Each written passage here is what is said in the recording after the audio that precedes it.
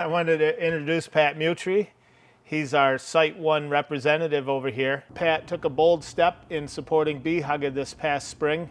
He donated to our cause, and then it allowed us to set up a kiosk in Site 1's name. And then we raised some queens, and then we also set up a beehive out here on the campus here at Site 1 that allowed his customers to see that they were actually walking the walk here with doing something ecologically sound. I want to thank you for that involvement. It's our pleasure.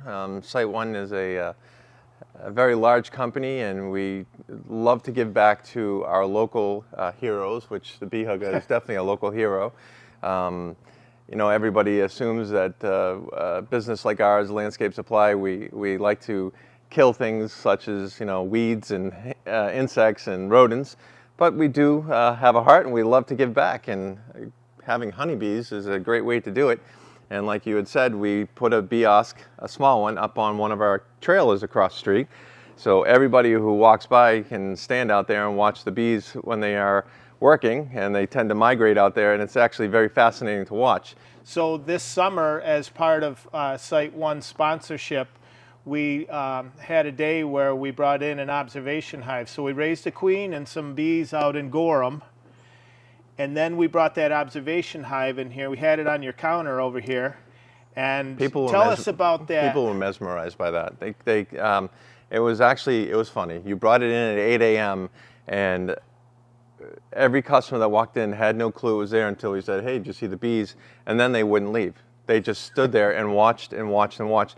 And the observation box is, you know, about a 2x2 box with clear plexiglass, and it was just an amazing thing to watch them work. And people, I think, truly appreciated that what we were doing and what you were doing, obviously. And it was a great way to start for us. And, yeah.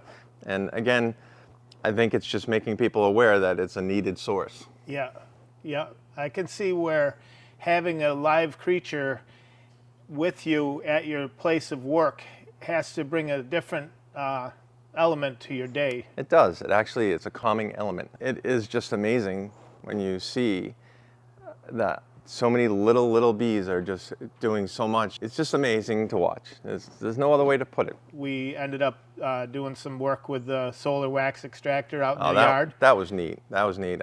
We actually brought some customers over there because you had brought us a bar of wax, and then we had it up on the counter, and everybody's like, "Well, how does that work?" And I said, "Well, it's funny you should ask." So we walked them over where it was the sun was perfect and sitting, and we were just watching the wax just drizzle down. I mean, it's a very simple process that people don't, if they don't know, they think it must take all sorts of machines.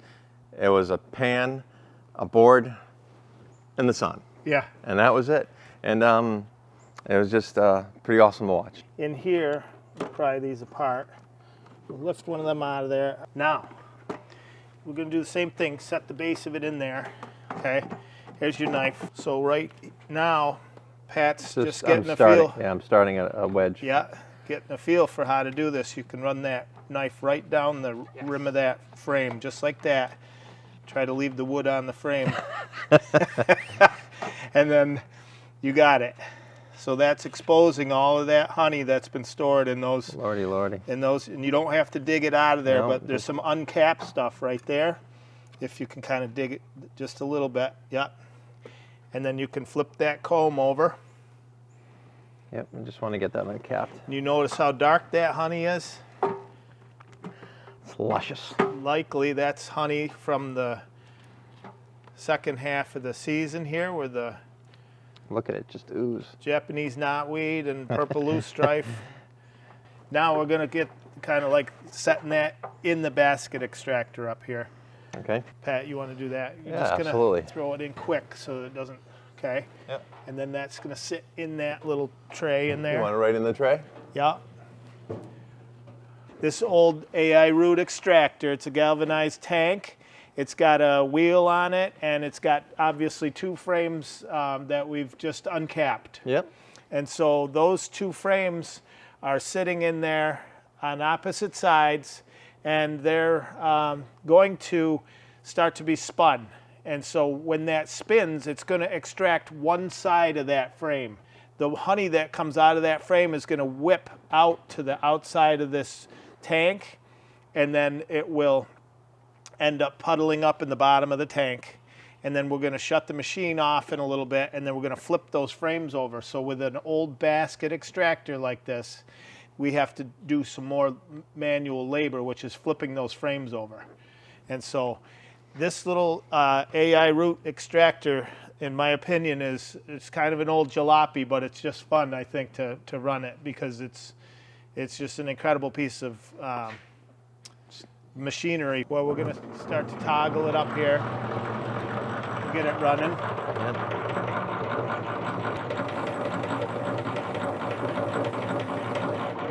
You see it down in the bottom there?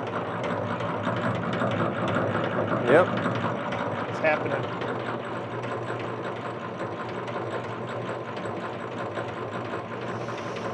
I gotta flip them. Okay. It's gonna be kind of crazy looking where one side, see that one side spun? Oh. So you can see right there where one side has been spun out, and then the other side has yet to be spun out. So Pat's gonna flip that frame over, just like that, Pat. You're doing well. And we're gonna spin it on that side.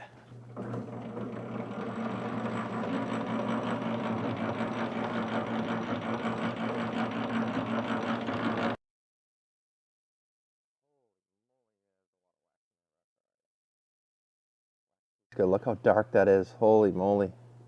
Look how much honey that is.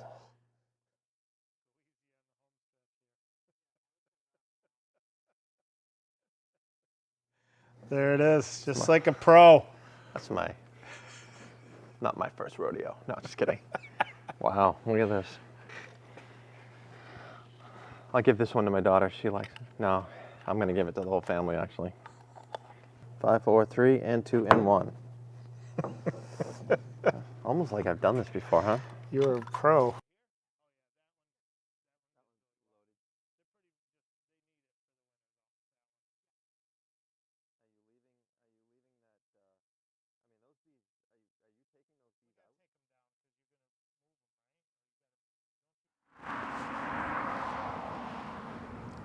Guess I'm doing the bees today. We're at the Smiling Hill Farm, and we're going to take a peek inside the two of these hives without getting too deep in them. Before we go, I want to do one thing here that I think is good practice for everyone that's into bees, and I want you to kind of understand some of the stuff that I find important. So these hive tools, obviously we use them, and so to keep from transferring disease from one hive to the next, I like to hit this hive tool with that same MAP gas.